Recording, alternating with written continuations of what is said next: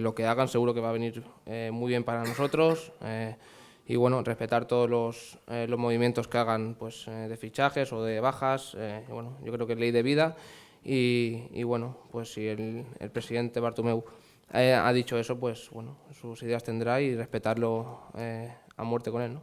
Bueno, cuando terminó el partido, el míster pues nos agradeció todo lo que hayamos hecho por él. Bueno, nos dio una charla y que bueno, nos comunicó que no seguiria con nosotros. Bé, com a jugador ja m'agrada moltíssim el seu caràcter i com a entrenador bueno, no el he tingut mai, m'han parlat molt bé d'ell, però no puc dir res més. No? Jo crec que com a jugador era un exemple, com a jugador i també com a, bueno, destacaria el caràcter que tenia. No? Sí, no imagino un futur del Barça sense ell. Jo crec que les crítiques són totalment injustes, ja que té 4 pilotes d'or i si parlen malament de Leo, imagina't a mi com parlaran.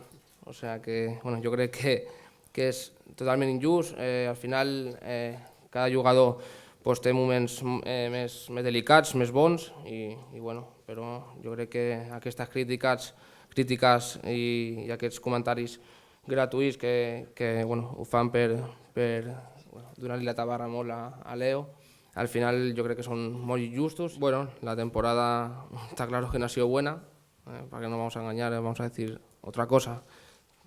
Personalmente me sabe más mal, bueno, me sabe mal por todos mis compañeros, porque somos los que más sufrimos, también la afición, que bueno, se demostró que el último partido de Liga pues estuvo como el que más, y también por el Tata, ¿no? que bueno, desde el primer momento en el que llegó al Barcelona se le ha criticado muchísimo sin ningún motivo, i de los que mal me sabe por el míster, però sí que és veritat que he tingut 3-4 lesions que bueno, he estat en total mitja temporada fora dels terrenys de jocs. No és gens fàcil per a mi, sobretot ja que mai havia tingut cap lesió, però bueno, això em fa més fort. Segur que a partir d'ara bueno, esperem que no tingui més lesions i la temporada que ve em motiva més pues, guanyar títols. Aquesta temporada només hem guanyat la Supercopa d'Espanya